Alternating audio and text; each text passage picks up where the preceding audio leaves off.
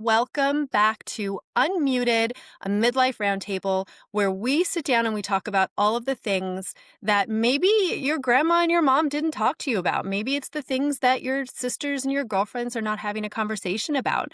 I'm Serena Haynes, a certified sexologist and sex and intimacy coach. I'll be your host for today. With us, we have Amanda Otterman, our menopause specialist. We have Lisa here, who's also a menopause consultant. Deb is the owner and absolute rock star of the Pleasure Pods, which is also our sponsor. And our guest today is absolutely astounding. I met Jenn a couple of weeks ago, and just to say that, it felt like meeting somebody from my hometown. It really was, because we are kind of similar where we are from. Jenn Salib Huber, correct, is a registered dietitian, naturopathic doctor, intuitive eating counselor, and host of the Midlife Feast podcast. She also has a book. Welcome, Jenn, to Unmuted. We're so excited to have you here all the way from the Netherlands. Yeah, thank you so much. It really was great to meet you in person, and it definitely felt like we had been friends for a long time. So I'm really excited to be here. Thanks, everyone. Yeah. So why don't you tell us a little bit about what you're doing, what's going on? I don't want to give it all away. So let us know who you are. What are we going to talk about today? Well, as someone with ADHD, that's always hard for me to condense my answer, but I'm going to give it a try. So, I've been a dietitian for 25 years. I've been a naturopathic doctor for 20. And I'm now entering my fourth year postmenopause. And I feel like those are the most relevant parts of my story because I guess 11 years ago now, I found myself in perimenopause at 37. I had 3 kids under the age of 7, and it was missed for a long time by a lot of people, including me, because I was busy, a family, I owned a business. And so my fatigue, my anxiety, all of my symptoms weren't obviously perimenopausal until I started having crime scene periods and hot flashes. And then it became very obvious what was happening. But at that point, I was, just on the edge of 38. I have a really distinct memory of being on vacation, had not packed any pads or tampons with me, and got my second period in a 16-day span and had to buy a very expensive box of tampons at a gift shop because we were on a cruise. And that was really when things clicked that, oh my gosh, this is really it. This is happening. And of course, it spurred me to want to learn more. I was in practice and obviously knew about perimenopause, but didn't really know about perimenopause. And when I tried hormone therapy, and I love it for other people, but it was not for me, I had to find another option, which is when I started diving into the art and the science of menopause nutrition and how it might help me manage some of my symptoms and also how it can help me thrive postmenopause, which is how my book, Eat to Thrive During Menopause, came about. Really kind of the center of my work is just helping women manage menopause without diets and food rules, which is another kind of side quest, but all related. Yeah. So, I can relate a little bit to that story. Just the fact that sometimes we know it doesn't happen overnight, but it sometimes feels like that because of the stage that we're in with our lives. A lot of us didn't have our babies if we're having babies at 18, 19, 20, when, menopause would hit and the kids were a little bit bigger. We're in the thick of it, going through all of the things, and it can just be so chaotic. So many of our listeners feel like their bodies have changed overnight as well. What exactly is happening beneath the surface that women are not really being told? I think that's a great question. And I always say that if we had 50% of the population who, once they became pregnant, were surprised by the fact that they were pregnant, we would call that a public health failure. And yet we have lots of data that tells us that 50+% of women who are in perimenopause are shocked to find out that they're in perimenopause. So I think the answer to the question is that we need to be starting this conversation in high school, like in junior high, when we're talking about reproductive ages and stages. We need to talk about this menopause transition as exactly that. It's a transition. That when you reach the end of your reproductive life, you go through this transition. And then you're in this next stage. Whereas I think up until now, so much of the conversation has focused on puberty is the beginning and menopause is the end. And anything after that is an afterthought. So I think that's kind of one of the big things, is that we need to be having these conversations about perimenopause much earlier so that women know what to expect. And that's a big part of why I wanted to write this book, was almost like a what to expect when you're not expecting perimenopause. so that there can be a little bit of like a reference. I wanted to use that title, but apparently I can't. So, so to kind of answer that question is I think we need to have more conversations, and we need to also be educating, I think, our healthcare providers, because a lot of healthcare providers are still giving, just today, I had a conversation with someone who said, my doctor told me at 45, I'm too young for perimenopause, despite the fact that she has several of the symptoms that we know are clearly perimenopausal. Or women who are told that they have to miss a period or they have to be having hot flashes. Like there's still a lot of misinformation, even in the healthcare provider space. Yeah, well, does was want to add to what you were saying about needing to teach people that are younger. Currently, I'm running a 6-week in-person menopause education for one of our local community health clinics. And this session was interesting because I had some women who brought their daughters, and the daughters are like late teens, 20s, and they're not even, they're not, of course, they don't know anything about menopause or perimenopause, but as I'm, talking to them about it and educating, they're like, "Oh my gosh, this is gonna happen to me in like 15 years." You know, I'm so glad I'm learning about this now, right? So it's actually, as I've been doing this work for the last year and a half, 2 years in the community, I'm starting to see a shift where women are bringing their daughters and they're bringing their husbands. And like, I even see it within my own like Instagram posts and stuff where younger women are commenting, like, oh my gosh, I didn't know this was a thing, or that kind of thing. So, Lisa, you might see people wanting to learn a little bit more, especially in relationships with their couples. Yeah, absolutely. I did want to just build on what Amanda was saying, though. So I was an educator for 20 years. So I know in depthly what the Ontario curriculum teaches for sure around health and development. And it's has zero around perimenopause and menopause. We do like an okay job teaching about puberty. It's okay enough that at least kiddos that age know and understand what's going to happen to their bodies. And in secondary, the line is when we're talking about menstruation and reproduction, and one day you will hit menopause and your period will stop. And that is essentially the end. And so there's lots of places where we talk about advocacy, and that is not one of the spaces that is getting enough advocacy. So thank you, Jen, for bringing that up, because I think it is a space where we really need to start getting in those doors and talking about that level of policy so that we can really start educating younger humans. Jen, you've said that midlife is our time to thrive, not just survive. So, what inspired that philosophy? And tell us a little bit more about your book. We really want to talk about the book. Thanks. I feel like all I've done is talk about the book, so I appreciate the invitation to talk about the book some more. And I just wanted to add on to something Amanda said about, these younger women coming into these community sessions and realizing that, oh, this could be happening to me in 15 years or whatever it is. And I was really shocked when I discovered that 1 in 5 people by the age of 40 will meet the criteria for perimenopause. And that's a really big part of what I want to get out there, because so much of the stereotypes about menopause are I envisioned Mrs. Roper from Three's Company when I thought about menopause in my 20s, or the Golden Girls. And so we really need to be changing the stereotypes and the perceptions, because menopause is a reproductive stage. It's not an age. You can go into perimenopause in your 20s if you're experiencing, very early menopause. I wanted to kind of make sure that we called that out too, so that people who might be listening in their 30s realize that there's a 1 in 5 statistical chance that they will have symptoms of perimenopause at 40. That doesn't mean you're going into menopause at 40, but it just means that you're starting to have those changes. So why I wanted to write the book. This ties a little bit more into, I think, my relationship with food and how I needed to work on that. So I, like many other women our age, I grew up in the disordered eating of the 80s and 90s.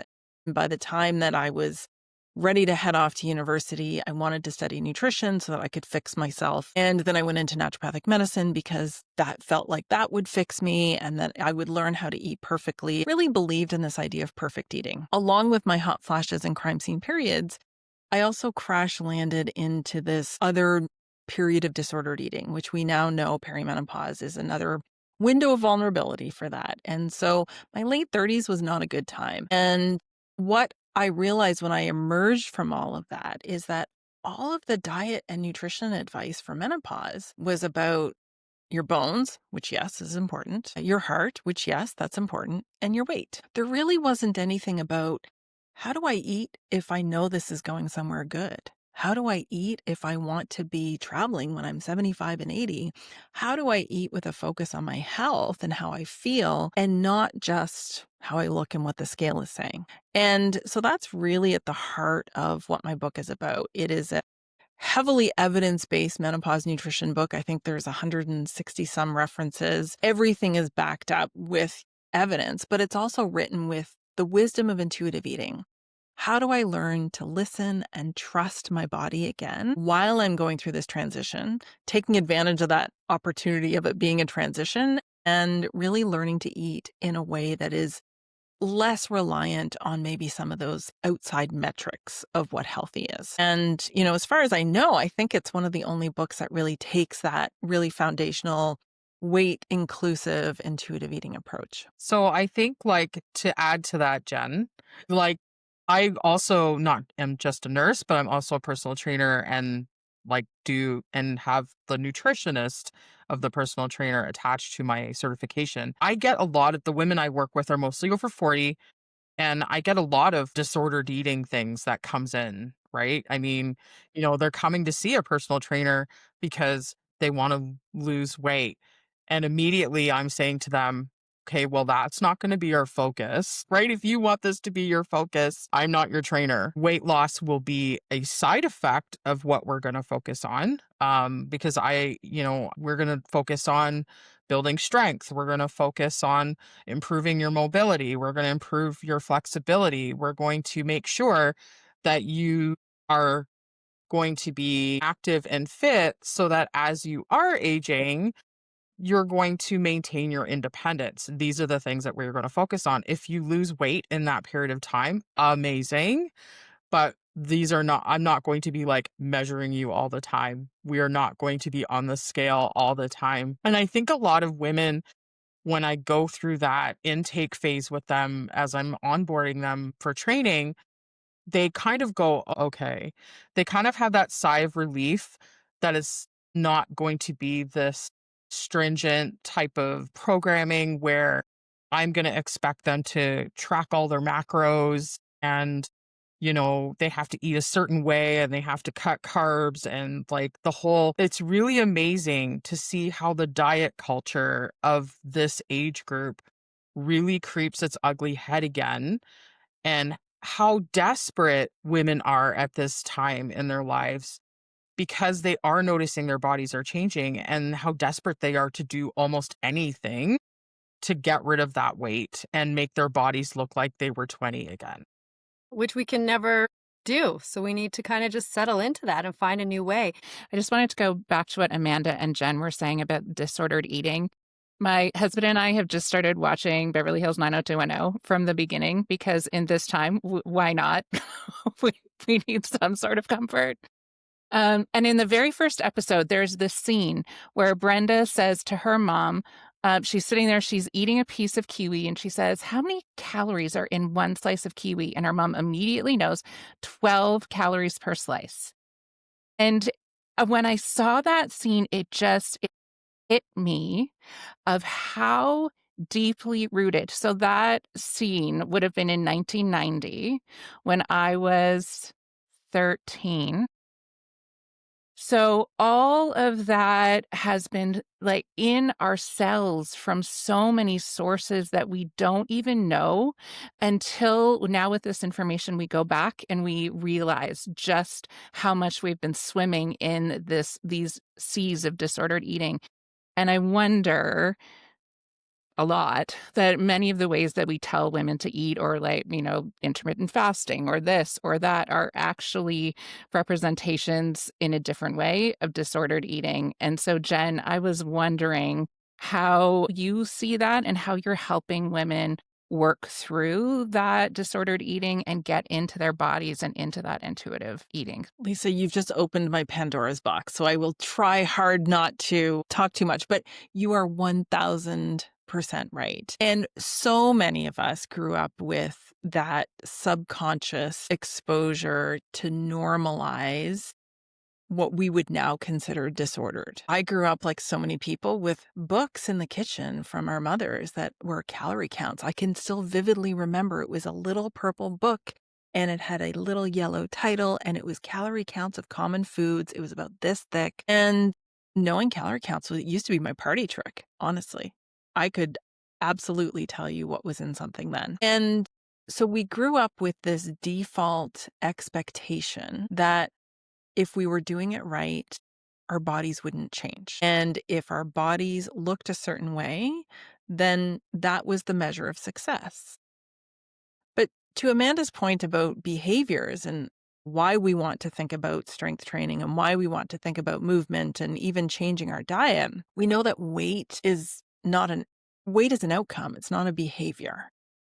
And genetics, environment, illness, medications, there's a whole slew of factors that we have no control over. Understanding that weight is not a behavior, that you can focus on your health, including making changes to how you're eating and how you're moving, without letting the scale dictate whether or not you're successful or not, is part of what I call undieting. And so undieting is that deprogramming of some of those default beliefs. It gets more complicated, I think, in 2025 because even our medical and health cultures have now normalized a lot of things that even 20 years ago would have been clearly disordered. If we had people saying, I'm only eating 6 hours a day and I have cut out entire food groups and I fast, however, one day a week. Somebody told me the other day that their doctor condoned them fasting for a day a week as an ongoing thing. I think that really complicates things. And so as a healthcare provider, I'm often in this position of being asked, well, what do you think about? And every response really deserves an individual response because I think there aren't any one size fits all answers, with the exception that if it is considered a symptom of another condition, we really need to be careful in the language that we're using when we say it's okay. It's okay if you only eat 6 hours a day, even though you're hungry and tired and cranky and feel like it doesn't fit your life. Because we're telling people, women and men, it's not just women, that it's okay as long as it results in weight loss. And that is the part where I feel like we really need to be careful and cautious about what we say is normal, so that if somebody tries it and it works for them and it doesn't impact their life, far be it from me to tell someone that what they're doing is wrong. But in that same breath, I really want the people who are listening, who are trying all these things and feeling like they're feeling worse and it's not working and they feel like they're broken, to know that they are not broken. I love that. I love that you just said that. In my world, in the sexuality world, we say the same thing. If you're doing something and you love it and it's not causing you any distress and, you can live your life and it makes you feel nourished and fulfilled, who am I or who is anybody to yuck your yum, to tell you that you can't? Unless the challenges come, then if it's impacting your life. So the same thing would be, there are lots of people in my world, I'm in the fitness world as well, who will try the fasting and do the things. And some people have found ways to help their bodies feel the best they can be. But then you sit down with some people, like you said, who are miserable, who are trying so hard to fit the mold of what this quote BMI told you had to be, or the scripts, like we were saying, just of perfection, quote, perfection in women, and following that intuitive eating. Women have been pushed away from their intuition since the beginning of time. If we followed our intuition, how powerful would we be? So I love that this is just one more way for women to hear, specifically women to hear, your intuition is not wrong. You need to listen to your body and what it's telling you. Amanda, you might see that a lot. I think you had something you'd like to add. I see that lots and lots. Everything from one-to-one clients that I work with to the workshops that I do, all of this diet culture stuff just comes up all the time. And I mean, first of all, I have PTSD from all the cabbage soup that used to be like cooked in my mom's house. Just, I grew up with that diet culture, but at this, like, I have actually fired clients for eating less than 1,000 calories. I won't work or do strength training with clients who continue to engage in like behaviors that are disordered. They'll come in to do, their workout, and they tout they're so gassed and they don't have the energy, and I'm like, how'd you eat today? You're like, what did you have? Well, I'm intermittent fasting. I haven't eaten for 16 hours. I'm tracking. I'm only doing like I'm eating somewhere between 500 and 800 calories. I really need to get this weight off. And it's like, we can't work out today. Like you're not safe to work out with. You're actually a liability. So I have had clients in the last couple of years that I've let go because they keep going into these things that they've seen online, like, this person's told me, or this person I've seen on Instagram has said that I need to intermittent fast, that I need to do this, and they're clearly not responding to that. And even as you can counsel them, but to actually crack the whole diet culture is so flippin' hard. It still exists, Amanda. I have a It's 16-year-old so daughter. hard, and I really love, like, finding people like Jen on Instagram, who's really not afraid to say that's BS. I like that, and it's done in a way where it's educational, and the science is out there, it's backed up, because there is a lot of garbage out there and a lot of people in the fitness space that are still in diet culture world. And actually yesterday I started with a brand new client, and her first session with me, and she says, I'm so glad that I found you, because I've had bad experiences with other personal trainers before. And I'm like, what was your experience? And she said, well, I used to have a personal trainer that, he was all buff and cut, and continually told her that she wasn't going to attain any of her goals unless she cut A, B, C, D out of her diet. And unless she, really committed to what she wants to do and what her goals are, and she said she felt really defeated by that, because what he was asking her to do or wanting her to do didn't work for her. She works shift work. She's very busy. What he was telling her she had to do didn't even fit her lifestyle. So I also think it's really important that people in the fitness space need to understand the nuances of people having different lifestyles and different work schedules, and they have to fit their programming to fit those people's lives too. Like, or it's not going to be sustainable. The sustainability is not being promoted out there either, right? It's black and white, this or that. Jen, do Wear the you weighted vest. Like, no, it's very, people are not understanding. And I have to say, I get a lot of questions about the weighted vest thing. I'm just going to put it out there now. If you want to wear a weighted vest, that is totally up to you. Go ahead. Like, I am never going to tell somebody that that is not working for you. If you feel like you want to walk your dog and have a weighted vest on, go nuts. But there are implications of wearing it, right? You have to make sure that you don't have like neck, shoulder, thoracic injury. But does it actually prevent osteoporosis or whatever the claims are? No. Is it just kind of extra weight you're carrying around? Yeah. But I do that better on my own as well. there is. But Jen, if you had one diet culture wellness trend that you could just take it and just toss it out the window, what do you think? Such a Pandora's box there, Serena. Oh my gosh. I know. I know.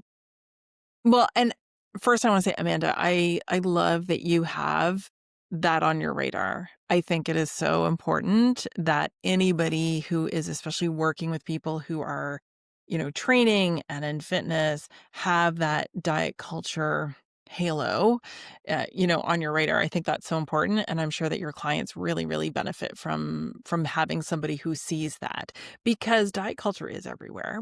It's not going to go away. It's a multi-billion dollar industry, and there's always going to be somebody who is going to try and profit off of our insecurities. So understanding that it's out there and just keeping an eye out for it, I think is helpful. But I think probably the thing that I wish I could erase from our collective beliefs is the misunderstanding about carbohydrates, because this is the one that I see that is impacting our health and our energy and how we feel. And so much of it is science that has been debunked for, 10 or 15 years, and yet it still lives on. So I don't know how much of a discussion we want to have about it, but, the myths about carbohydrates and insulin, for example, that because carbohydrates increase insulin levels, that is always a bad thing.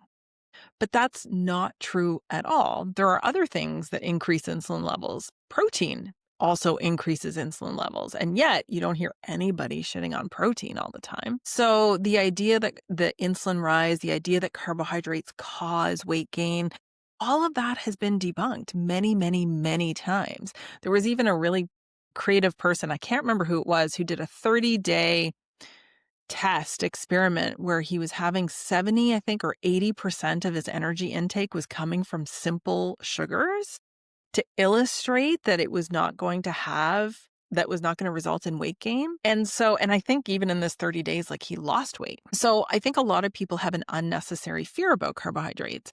And when we get to midlife and menopause, because that's kind of what we're talking about today, carbohydrates are our brains, well, at any age, they're our brain's preferred source of fuel. So I don't know about any of you, but brain fog, I do not want to be giving my brain low octane fuel. I don't want to be making it reach for its break in case of emergency fuel system, right? I want to give it what it needs, not only for brain fog, but just cognitive health and function. When we think about energy to move our bodies, to work out, to build muscle, all of that is easier, more efficient, and more enjoyable if we're not trying to limit our carbohydrates. And carbohydrates are also a delicious source of fiber for most of us, because fiber is a plant.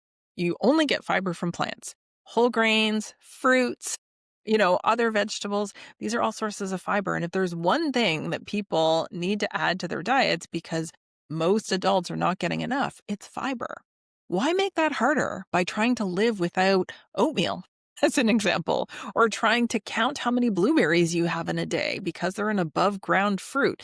Like, there's just so many ridiculous, almost magical myths about carbohydrates that I think if we could just collectively erase that from our working memory, eating would feel a lot easier. Because that's what I hear all the time from people when I just say, like, just eat the carbohydrates. Find ways that you can include them that feel good, that are balanced, if you want to use that word. So you don't have to only have carbohydrates. You can add things to your plate.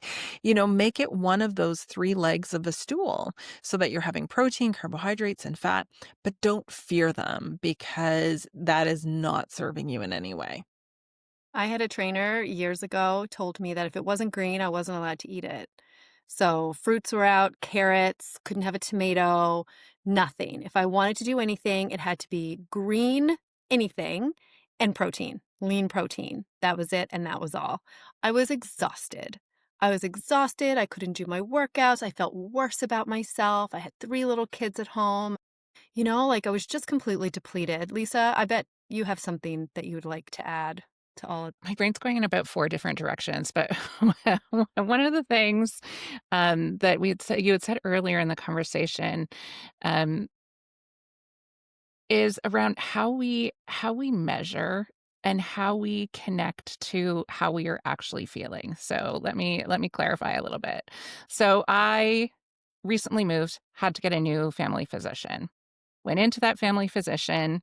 He's going through my health. I work out every day on a regular basis, all of the things. She's like, "Oh, these things look really good, but your BMI is a little bit high. So why don't you schedule an appointment to come back and talk about that?" And my response always was freeze. So I just froze in the moment, and inside I was screaming, but I just kept my calm face on and came home and had a big rant about it because he saw my husband directly after me and said not one word to my husband about his BMI, who I know would have been significantly higher than mine.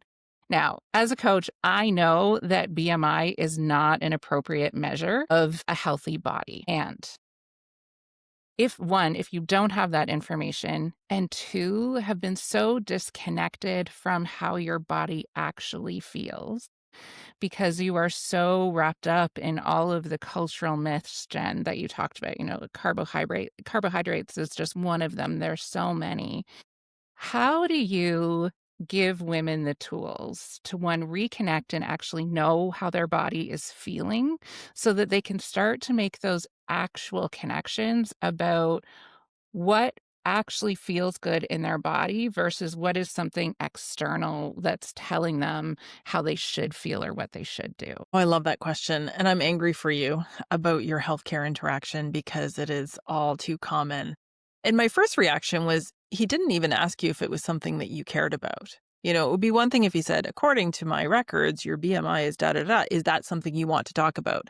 That would be a very different conversation than make an appointment to talk about it, because then it's really saying, this is something I'm telling you is wrong versus this is something we can have a conversation about. So I'm really upset for you that that happened. I think attunement, which is also known as interoceptive awareness, is a skill that we were never taught. We, from a very young age, were never taught to listen to our bodies. We have spent our lives telling it what to do and comparing ourselves to other bodies instead of getting to know our own. I'm sure lots of you can certainly relate to that in the work that you do. So when women come to me and they say, I really want to learn about intuitive eating, I'm done with diets and I really want to learn to eat in menopause in a way that's going to help me feel strong and have the independence and mobility, but I have no idea what that looks like. The first thing we start with is hunger and fullness, because those are cues that we have many reasons why we eat, but we also have a biological drive to eat. We have physical hunger. We have sensations that most of us can relate to. We can also experience fullness in a way that is a bit more tangible. But I always like to lead with something called satisfaction. And so the satisfaction factor is one of the principles of intuitive eating. And it is one of the fastest ways that I have found for women to connect with what they want, which is really how we start to listen to what our bodies are telling us, is when we allow the what I want to have a voice instead of just the what should I have? What am I allowed to have? What would be good? When we take the morality out of our decisions about food and really start connecting it to not only the physical nutrition experience, but welcoming the pleasure of eating, then that voice gets louder very quickly. When we take it out of the closet, as it were, and say like, yeah, you're allowed to eat something because it tastes good. That really opens the door to women getting to know themselves again and trusting that they actually have the skills and the ability, the tools, the confidence to nurture that. Yeah, oh my God, everything you just said. I'm actually doing an event tonight, and it's just so funny how it overlaps in so many different spaces for women, this concept of not listening to your body, doing basically performing for instead of feeling inside of your own body. I mean, I grew up with, I don't know if you guys heard about the heart attack diet. It's like a can of tuna and a piece of bread and a boiled egg. Like that was what was on my cupboard. That was what my mother had in there. So that's what I was doing when I was like 15, 16 years old. It's everywhere we go. We think it might be generational. It's not. We think it might be cultural. It's really not. Like it's kind of infiltrating us from all different spaces. Deb, we'd like to hear from you. Doctors are not easy to get in to see. And if you do have a doctor, as a lot of Ontarians do not, my doctor is a 2-hour drive. So I go to my naturopath. She's not. I'm going to chat GPT to ask about my symptoms. I know I'm not the only one doing this. So my question to you, Jen, are you hearing more people that are using AI or other tools to get the healthcare that they're looking for? What is the solution if there is anything? That's such an interesting question. Sorry to hear that it's so difficult to access the care that you need. I mean, for years we've had Dr. Google, right? And so now I think we have Dr. ChatGPT. So, for me, it's a little bit like apples and apples, because for many years, and I'm sure lots of you have this as well, people come in and say, well, I Googled my symptoms or I found this website. And now they're just asking ChatGPT. And I don't think that I think that with ChatGPT or with any AI, there's always that seed of doubt. So it's still not like you're getting 100% reliable, accurate information. Whereas I would say if you Google and you find reputable sources that are not written by I actually feel like that's a better option. Like if somebody goes to, a Harvard or Mayo Clinic website to get medical information, you can be reasonably assured that it's not hallucinating its answers. Says if you ask ChatGPT, 80% or 90% or 99% may be accurate. But if 1% is inaccurate and you then are following that and you think, oh my gosh, I have to do this because it was in this list of other things, that's where I feel like it gets messy for people. So, I mean, obviously AI has its use, but I would not personally use it for medical information that I'm You have trusting, to worry about you know. confirmation bias too. I just thought I'd throw that out Gosh, there. yeah. Yeah. It So tells you what you confirmation want to bias hear. tends to happen when you start Yeah, going down that rabbit hole of ChatGPT and even Google. You start getting response to whatever you're putting in. Like if absolutely. you're on the path of thinking it could be something and you keep talking to it, it's going to send you down the rabbit hole of confirmation bias. Yeah, all of a sudden that little Absolutely. mole on your arm, you're dying, you know? It's like, "Oh my god, I gotta give away all my stuff now, write my will." Is AI really saving you time if you end up worrying about something that you didn't need to worry about? Is, Exactly. kind of another way that I would look at it. So, Yeah, but it is really tough, I mean, when you don't have that healthcare provider. I feel really blessed. I do have a family doctor, and I'm in Nova Scotia, and the healthcare is some people will say it's not awesome. I think maybe I've had a pretty decent experience. Plus, also, we have some online medical help through my husband's work as well. So if there's anything on the go, I've got like a doctor in my pocket that I can do a consult with. So I feel really blessed for all of that. I can't really imagine not having that access as quickly as maybe I have a one little phone call to my doctor and I can have a prescription done. I know I'm the anomaly. I know that. I don't take it for granted at all. I think it's just absolutely crazy. On that note, though, can we switch it up just a little bit? I just want to talk. So Jen and I had a conversation over Instagram when we were first talking, and this kind of rolls into it. We're talking about AI and we're talking about socials and Google and all of these things, and now we're seeing the dreaded meno washing of every single thing and product. And it's just, in my opinion, and I think you guys might agree with me, I'm sure there's some fantastic products out there that are gonna, have lots of nutrition in them, sure. But do they have to be washed with menopause? Or can they just be a health food? And what that looks like coming from women, it's just another thing to keep the economy going, because if you tell a woman she needs something, then that's where the money's going to go. So now all of a sudden we went from nobody talks about menopause. Oh my gosh, I wish we talked about menopause for community and health and care, to everyone's talking about menopause and they're monetizing it up the yin yang. So, Jen, I want to talk to you about that a little bit because I know that you and I had a little chat about that. yeah. Oh, this is another soapbox issue of mine. It all started, and I can't remember if this is how our conversation started, but a few weeks ago, I was giving a presentation in Buffalo. There's this Niagara Medical Campus, and they have an annual Food as Medicine conference, and they invited me to speak on a women's health panel. And I wanted to speak to meno washing because I really feel like it's something that, again, like ages and stages of midlife, we need to be talking about. Because if you don't know what's out there, you might think that all of these products are vetted or are valid. So I asked ChatGPT to give me an example of what would be the most obnoxious example of a food product to illustrate the concept of meno washing. And what it came up with was so accurate, I actually had to go search to see if this was a product. Yeah, this was why you and I were having this conversation. I saw that and I commented on it and I was like, "Oh my God." I don't mean to interrupt you, Jen, but just for a second, because we just went right into mental washing. I didn't really, for the listeners out there, the idea is, right, if I haven't said it clearly, is that there are products out there that are so beneficial to our bodies, but the idea that we're bringing together anything that could be like a day-to-day, nutrition or healthcare or anything, and just slapping menopause on it so that it sells. So this is what we're talking about kind of when it comes to mental washing. Go ahead. I didn't mean Very to similar interrupt. to greenwashing, right? So Right. calling something organic, calling something green, and assuming that there are additional benefits because it confers that quality. So there's a lot of companies that are jumping on the menopause bandwagon. But if wellness culture really cared about wellness, it wouldn't come with a shopping cart because you can't buy wellness. And so when somebody says, here's my new Meno product, and I get 15 to 20 pitches a week in my email and inboxes from companies that want me to partner with them, people will notice I have not partnered with one company in all of my years on social media because there is no evidence for most of them for the claims that they are making.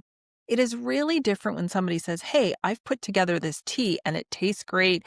And here are some herbs that might do these things. But to say, here's a Meno tea that calms your Meno flashes and makes you Meno calm, like it's just advertising.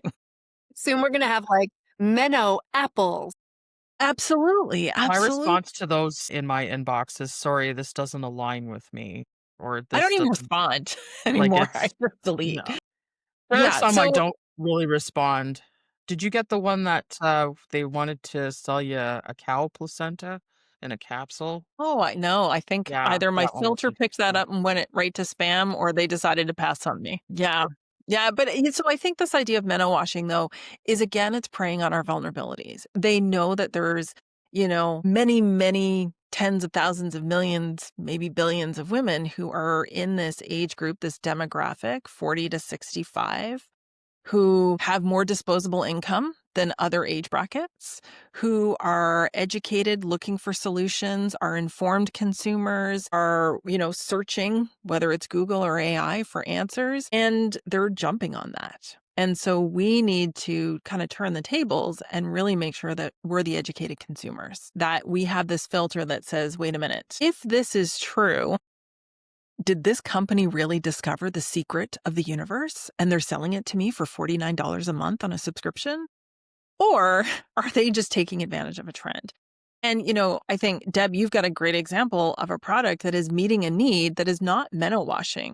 You have a product that is designed to help women in a stage of life where where we all know that women have this problem. This is something that we're all susceptible and vulnerable to, and your product is evidence based and meets this need.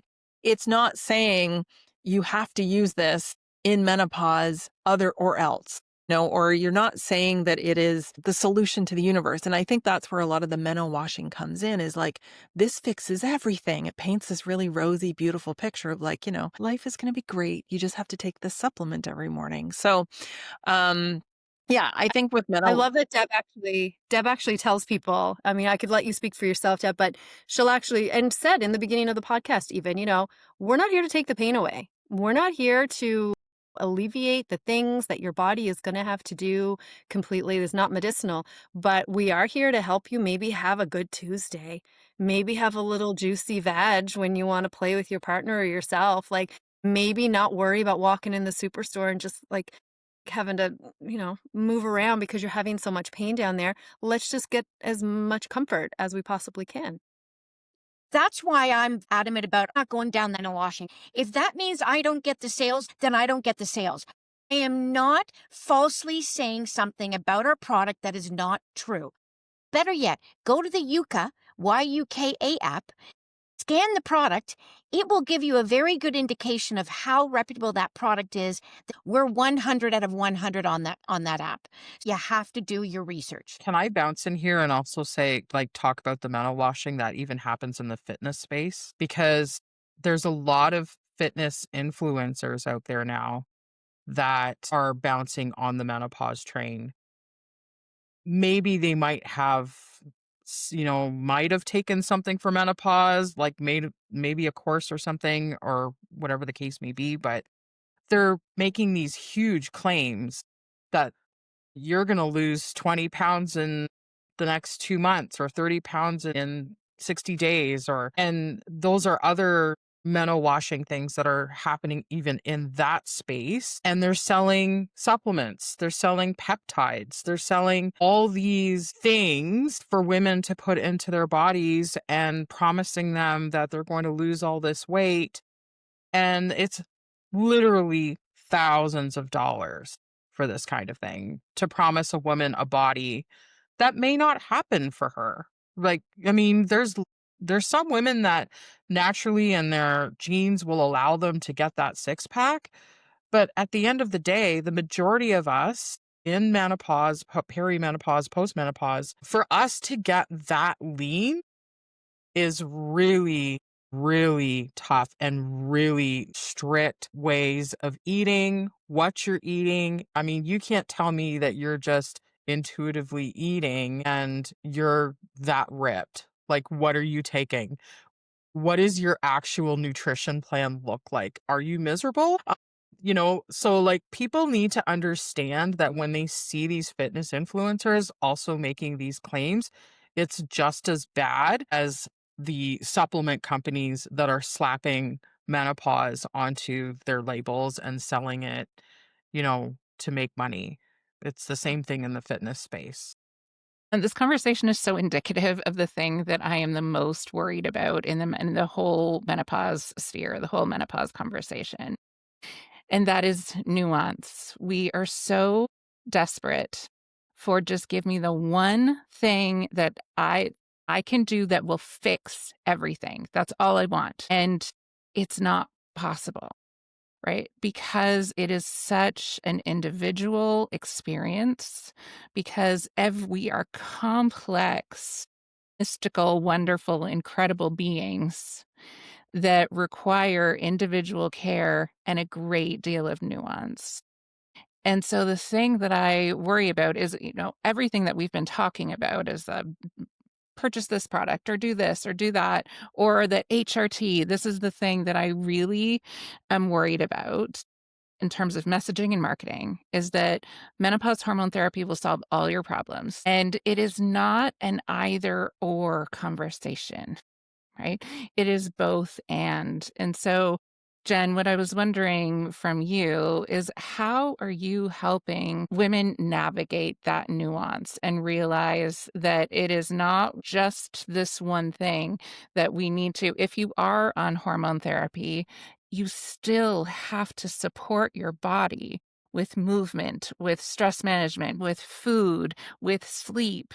It's not either or. Yes, I actually did a whole podcast episode last week with another dietitian from the UK about the one thing, because we're seeing this so much, this like, do this one thing and it will solve all your problems. And I appreciate the mention of the word nuance, because what works for me for one symptom may not work for all of you, may not work for someone else, but also hearing my experience may be helpful to someone else who's exploring options. So I think that we need to remember that sharing our stories can be powerful, but we don't want to turn somebody else's story into our treatment plan to say, this worked for this person, so I have to do it this way. And anybody who's been pregnant, I think this might help. But I remember when I was pregnant, my first pregnancy, I had 0 symptoms. My second pregnancy was a twin pregnancy, which I realize now was probably like my perimenopause babies. But, I was so sick and so nauseous. And all you have to do is tell somebody that you're having morning sickness, and you will invite 10,000 opinions about what worked for you and what worked for your mother's, brothers, uncles, cousins, nephews, neighbor. And you will, when you're feeling awful, you will try anything. And so I think that when we're sharing our stories about what worked and what didn't, we have to remember and think about who is receiving them. The people who are receiving them are in a vulnerable position. We don't want to make them feel less than or broken if they don't want to use something or can't use something. But if they want to hear our story, then stories can be powerful. So the nuance, I think, really falls on both the giver and the receiver, whether that's a healthcare practitioner, whether that's a coach, whether that's your best friend, to say, you know what worked for this is what worked for me. It may not work for you, and that's okay. And recognizing that there is no one way to menopause. There really Absolutely. isn't. I love HRT for other people, but I'm hormone sensitive, and progesterone made me feel like the biggest Yeah. bag of flaming hot garbage that I've ever felt in my life. I couldn't get out of bed. I was that depressed and tired and exhausted and cried at like the thought of crying. So after 6 or 7 months of trying every different combination and preparation and for other reasons I couldn't use the IED, I just had to say like, this is not going to work for me. And I need to accept that. My sister, who's a half sister, she counts down the minutes until she can start her 2 weeks of progesterone. It makes her feel so good. She's like, I don't know what I'm going to do. Like if it stops working. So we're all different.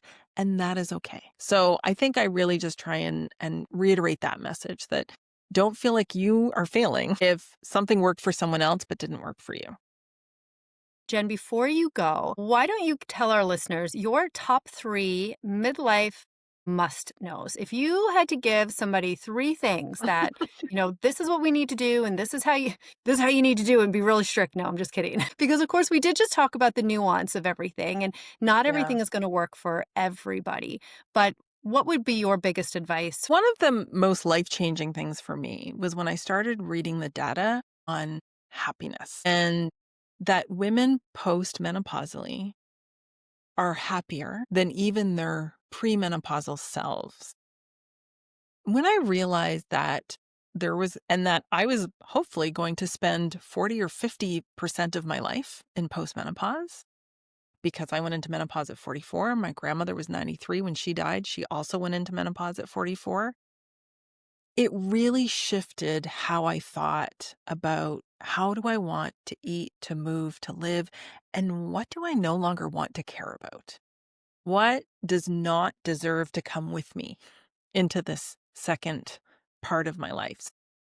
And I think when I share that with women, they're surprised because the voices of the experiences that are not fun, and I'm not saying that it's a fun ride to get there, and I'm not saying that it's always, sunshine and rainbows, but we tend to hear about only the awful things. And so find the people who are shouting from the rooftops that this is going somewhere good.